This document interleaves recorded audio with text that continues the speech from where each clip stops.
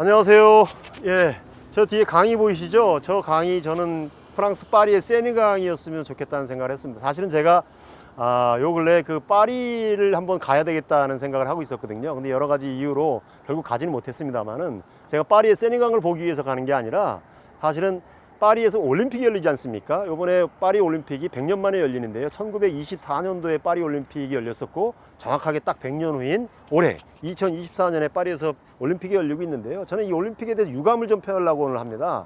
올림픽이 열리는 건 뭐 파리로서는 100년 만에 올림픽은 뭐 축하할 일이고 뭐 그 국가적인 행사니까 뭐 잘 되길 바라지만 안타깝고 아쉬운 게 또 화가 나는 게 뭐냐면 파리 올림픽을 준비하면서 세느강변, 저 뒤에 보이는 한강같이 생긴 세느강변에 있는 또 그리고 에펠탑 근처에 있는 노숙인들을 파리 당국에서 무려 12,000명을 내쫓았다고 합니다.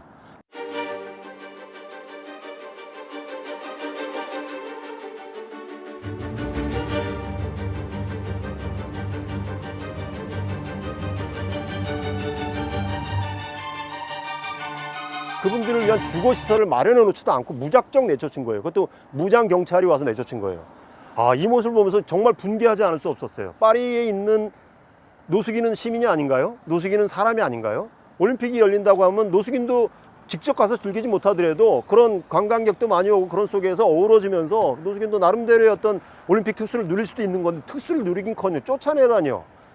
멀쩡한 사람들을 올림픽을 연다는 이유로 쫓아내버리는 이런 식의 올림픽 정신이 과연 이런 건가요? 올림픽은 다 같이 서로 어깨를 맞대고 행복하게 사는 인류의 모습을 그리기 위해서 인류의 제전이라고 하는 올림픽인데 왜 노숙인들은 쫓아내고 나서 하는 거죠?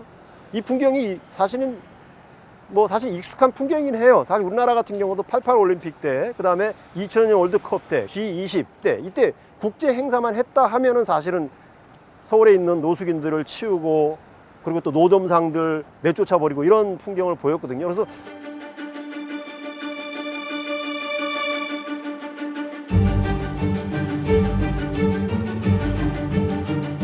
그때 저는 우리나라가 선진국이 되지 못하고 후진국이어서 인권의식이 없는 나라에서 그러겠구나 라고 생각을 했었어요, 사실은. 근데 인권 국가라고 하고 똘레랑스의 국가라고 하는 프랑스에서 선진국의 대표적인 선진국이라고 해서 프랑스에서 2024년 이렇게 인권이 보편적 가치가 되고 있는 이 현실 속에서 올림픽이라는 행사를 치르기 위해서 멀쩡한 노숙인들을 그것도 12,000명이나 내쫓는다?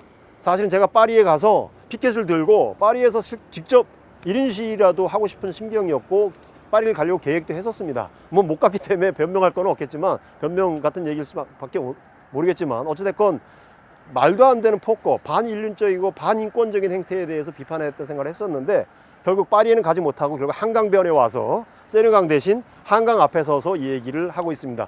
파리 올림픽, 사람으로서의 권리를 인정해주지 않는 파리 올림픽, 노숙인을 12,000명이나 내쫓은 파리 올림픽, 저는 강력하게 규탄합니다.